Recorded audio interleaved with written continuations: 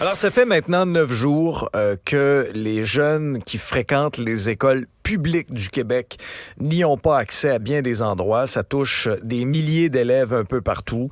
La FAE qui est en réévaluation de ses moyens de pression. Est-ce qu'on va poursuivre cette grève générale illimitée? Est-ce qu'on va demander l'intervention d'un conciliateur? Est-ce qu'on va faire une pause avec ce moyen de pression?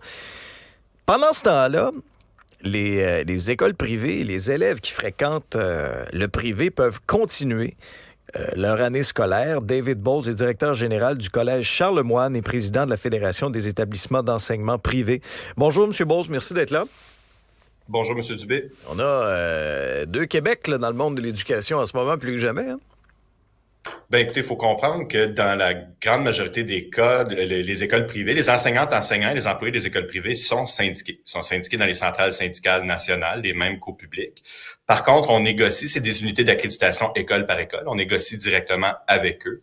Donc, je sais pour leur avoir parlé qu'ils appuient leurs collègues qui sont en grève en ce moment, mais eux, dans la majorité des cas, ont des contrats, des conventions collectives qui sont déjà signés et en cours.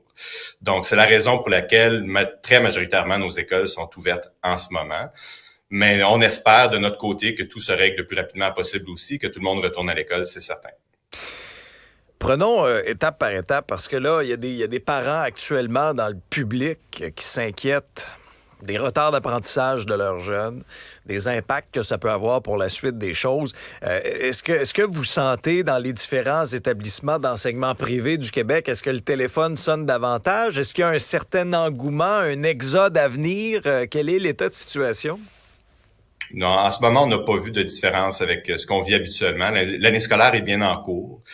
Même dans la très grande majorité des cas, quand on reçoit des appels à ce moment-ci de l'année ou en cours d'année, quand l'année est bien enclenchée, à moins d'un déménagement ou d'une raison très particulière, on dit aux gens que c'est pas optimal, c'est pas la meilleure idée de changer d'école en cours d'année, de changer d'enseignant, de changer de pratique pédagogique quand l'année est déjà débutée.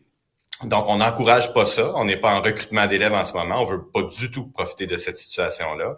Et puis, on n'encourage pas les parents non plus. Comme je vous dis, à moins de cas particuliers, là, quand les gens déménagent ou vraiment qu'ils vivent quelque chose dans leur école, là, qui fait en sorte qu'ils sont pas heureuses ou heureux ou qu'ils réussissent pas bien, puis qu'on a des services qu'on pourrait leur offrir. Mais vous n'avez pas l'impression que dans l'esprit de certains parents, je comprends qu'à court terme, ça peut peut-être pas être favorable pour les enfants, pour les jeunes, mais est-ce que vous avez l'impression que ce qu'on est en train de vivre là, dans le réseau public, cette espèce de deux réalités complètement différentes, pourrait peut-être germer une petite graine de réflexion dans l'esprit de certaines familles?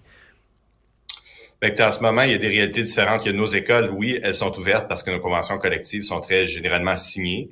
Il y a des enseignants du Front commun qui font des journées de grève ici et là en ce moment. Il y a les enseignants de la FAE qui sont en grève illimitée. On voit qu'il y a beaucoup de réalités. Ce qu'on espère vraiment, c'est que tout ça se règle au bénéfice de tous. À la fin de l'année scolaire, est-ce qu'on va recevoir des appels pour l'année prochaine? Il faut comprendre que la majorité de nos écoles ont déjà fait leurs inscriptions pour le secondaire 1 l'année prochaine. Je parle au secondaire. Puis que les autres années scolaires sont souvent très pleines. Il n'y a pas eu de nouveaux permis pour des écoles privées subventionnées depuis plus de 20 ans. Donc, puis la démographie a augmenté depuis ce temps-là. Donc, il n'y a pas beaucoup de places qui s'ouvrent là, en cours de route. Alors, est-ce que les listes d'attente sont très longues? Les listes d'attente sont très longues, mais elles le sont déjà depuis un bout de temps. Je vous dirais que là où on a vraiment vu une augmentation des demandes, c'est suite à la pandémie, quand que nous, on a réouvert nos écoles très rapidement après les fermetures de façon virtuelle. Là, on a eu des appels, puis on a eu des inscriptions l'année suivante. Donc, ça fait déjà un bout de temps. Dans certaines régions, du moins, dans la majorité des régions, le Grand Montréal, la Montérégie, la région de Québec, les écoles, il y a déjà des listes d'attente. Il y en avait déjà avant tout ce qui se passe en ce moment.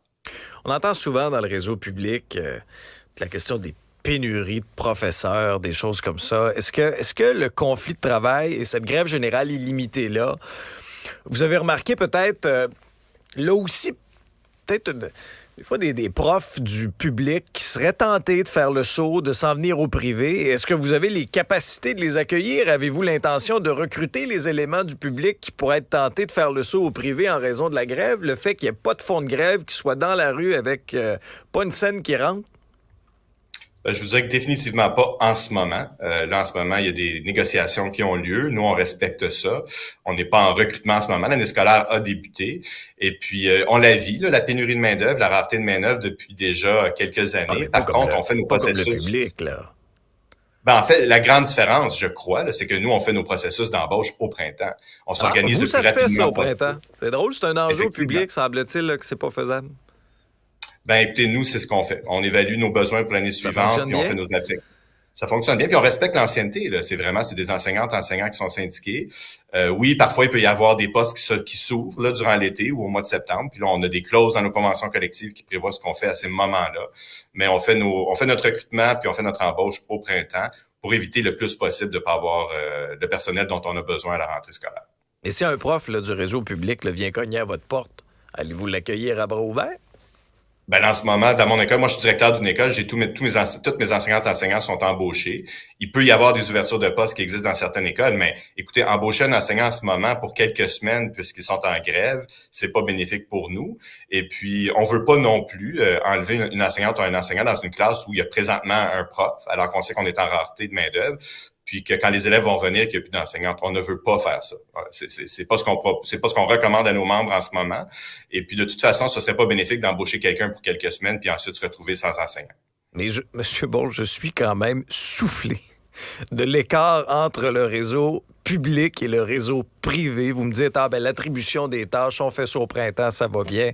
Après la pandémie, on a pu rouvrir. C'était compliqué dans le réseau public. On a tous nos professeurs alors qu'on s'inquiétait d'avoir un adulte qualifié devant chaque classe au réseau public.